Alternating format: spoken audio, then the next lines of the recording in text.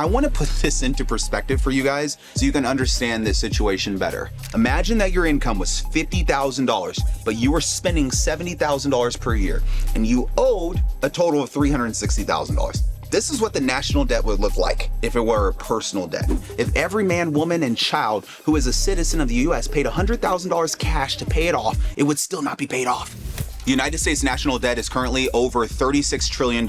In today's video, I'm going to tell you why our national debt is spiraling out of control and why it can never be repaid. I'm also going to answer a question from a subscriber that you're not going to want to miss. Without further ado, let's dive in. What is national debt? The first thing that we need to discuss is what the national debt actually is. If you're unfamiliar with the national debt, is the debt that the United States government owes. So just as many people go into debt by living above their means and spending more money than they can take in income, the federal government has also gone into debt by spending more money than it receives in income. For the government, income is generated by tax revenue, period. So you might be wondering, how did our national debt get so large in the first place? The national debt was not always this large. In fact, in the early 1900s, it was just over $2 billion. $2 billion is a far cry from $36 trillion now. So as you can see, the national debt problem has gotten significantly worse over time. If our national debt was $2 billion, it could be repaid this year entirely through the income taxes of one single billionaire. But the national debt has climbed steadily over the last 125 years due to the government's habit of spending significantly above its means. Although the government regularly spends above its means, there were certain periods in history where it overspent by significantly more than usual. For example, let me take you back to 1913. The national debt was a little under $3 billion, but then we had World War I that broke out in Europe, which the United States got sucked into. Then by 1920, after participating in the war for a few years, the national debt ballooned to $25 billion. The national debt saw a similar massive rise in World War II when that broke out in 1938, and just before World War II started, the national debt was $37 billion. Then by the end of World War II in 1945, the national debt was $258 billion. So as you can see, there are certain periods where the national debt increases significantly faster than others, but the trend has been upwards for most of Americans' entire history. Why can't the debt be repaid? In 2025, the amount of US federal tax revenue is around $5 trillion, but the government is spending around $7 trillion per year. And as I mentioned earlier, the total national debt is currently $36 trillion. I want to put this into perspective for you guys so you can understand this situation better. I'm going to use the same debt to income ratio, but apply it to a personal debt. Imagine that your income was $50,000, but you were spending $70,000 per year, and you owed a total of $360,000. This is what the national debt would look like if it were a personal debt. Just imagine how difficult of a debt $360,000 would be to pay off if you were only making $50,000 per year and the debt kept growing in size. The national debt is so large that even if every man, woman, and child who is a citizen of the US paid $100,000 cash to pay it off, it would still not be paid off. Now you might be wondering, who owns our national debt? What is our government spending all of its money on?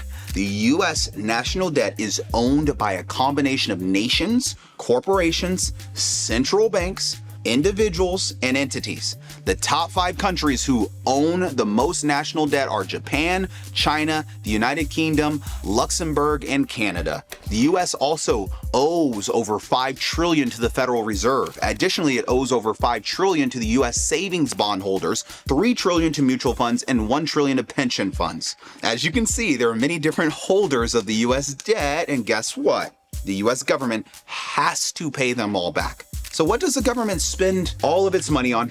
Some of the government's biggest budget items are Social Security, interest on the national debt, Medicare, and national defense. The government spent over $4 trillion on just these 4 budget items in 2024, but the government has countless other expenses, guys. For example, in 2024, we spent $671 billion on income security, $325 billion on veteran benefits, $305 billion on education, $173 billion on transportation. Why can't the government just keep printing more money? When the government needs money, it will actually expand the money. However, even the way that this happens causes problems with the debt that we have. The way that this works is that the Federal Reserve buys treasury bonds. When it does this, it injects large amounts of currency into the money supply. But in order to access this new currency, the US government has to pay the Federal Reserve interest, just like it does with any other bond holder. So even when we create new money and add it to the money supply, we're still borrowing it into existence and we owe interest on it. This is not a good situation. So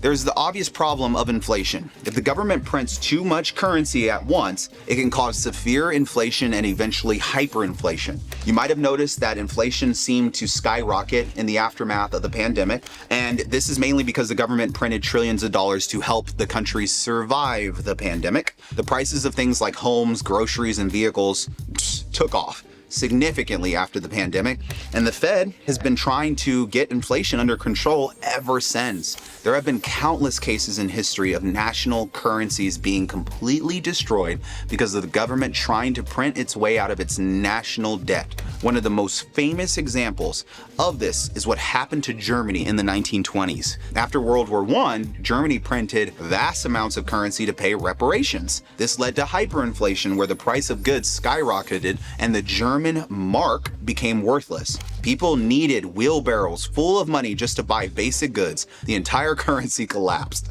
So, governments cannot print their way out of massive national debts without running the risk of destroying their currencies and causing epic economic meltdowns. Owning gold is one of the best ways to hedge against inflation, and if you own gold, you already understand what's wrong with the modern financial system and how broken it is. But simply holding gold means that you're only preserving wealth in gold. You're not really growing it. What if you could grow your ounces over time, so that you're actually growing your wealth over time in an asset that can't get inflated away by monetary debasement? You see, monetary metals offer gold owners a way to be in control of their gold while also increasing their savings. You can earn a 3% on gold paid in gold in their secured gold lease program. Monetary metals let gold owners earn income on their ounces paid in more ounces of physical gold. The interest you can earn is paid in ounces of physical gold or silver, which you get in addition to any price appreciation from gold and silver during the year. The question is this: why earn in dollars when you can earn in gold?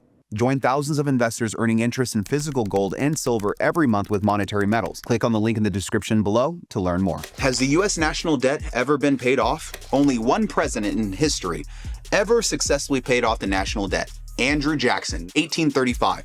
He did it through a combination of land sales, tariffs, and budget cuts. This was something of a unique situation. However, because it occurred during one of the most controversial periods in American history, this is because around this time, the federal government acquired large amounts of land from Native Americans and forced their removal from their ancestral homelands.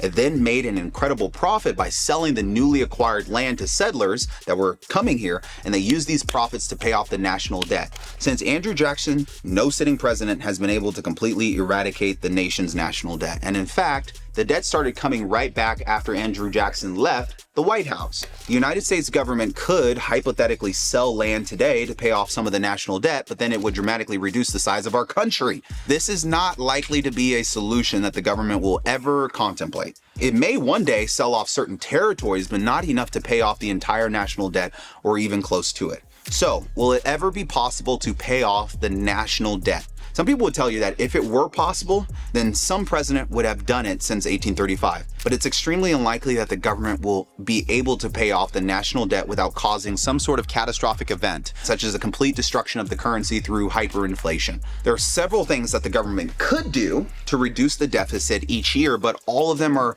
pretty much unpopular. For example, the government could raise taxes. Do you want that to happen? That could take even more money from citizens. The government could also eliminate some of its most costly programs, such as Social Security and Medicare. However, this option also could likely be extremely unpopular. After all, many people have been paying into these programs for decades, and millions of people currently depend on them for survival. Imagine what would happen if the government suddenly said that these programs are going away. That would just be catastrophic. So, there is no easy way to eliminate the nation's national debt, as you can see. Instead, it's likely that the government will continue to do what it has been doing for generations, which is manage it. However, it appears that the government is struggling to manage it effectively because the debt to GDP ratio of the United States is currently 122.9%, which is among the highest of all nations in the world. As a point of reference, in the year 1980, our debt to GDP ratio was only 34%. So the amount of debt we carry as a nation relative to our gross domestic product, which is the total market value of all the the goods and services produced in the nation during the year is increasing significantly. This looks pretty concerning to me, but let me know what your thoughts are about this in the comments below. Do you think it will ever be possible for the United States to pay off its national debt? Please share your opinions. All right, guys, as promised, I'm going to answer a question from one of my subscribers. But first, I want to remind you guys that my Tax-Free Wealth Challenge is taking place March 10th through the 14th. This event is one of the largest digital tax conference in the world, bar none. I want to see you there. During this event, I'll teach you the most advanced tax strategies that I know. These strategies have the power to reduce your tax bill by as much as 50 to 100%. I've seen it happen. If you want to learn these strategies, the link to sign up is in the description. I will see you there. Now, back to the question from one of my subscribers. The question was asked by a Caramello3781 on my How to File Business Taxes for the Very First Time video. The question was, blessings and happy new year, Karlton. I always love when they started off like that. Does a person with an LLC have to pay self-employment taxes if they already get Fed, state, and Social Security taxes taken from their other full-time job they work for, a company? Ooh, that's a good question. So you're paying into Social Security and Medicare taxes through another employer. There is a threshold to the amount of Social Security and Medicare taxes that you have to pay into. But because you're an LLC owner, you'll still have to pay the self-employment taxes. And yes, you might pay up to a certain percent of the Social Security amount on the self-employment taxes, but you still have to pay that 15.3%. This is why I highly recommend those that have LLCs to look at the S corporation as well. When you cross over that $50,000 to $60,000 threshold, we want to switch you over to an S corp, eliminate some of that self-employment taxes, start paying payroll taxes. But keep this in mind, guys, there is a threshold to the amount of Social Security taxes that you have to pay into, the amount of Medicare taxes that you have to pay into. Be sure to look this up as a part of your tax planning this year. My name is Karlton Dennis. Thank you guys so much for watching this video. You can do something for me. Like, comment, subscribe. I look forward to seeing you on the next one. Cheers.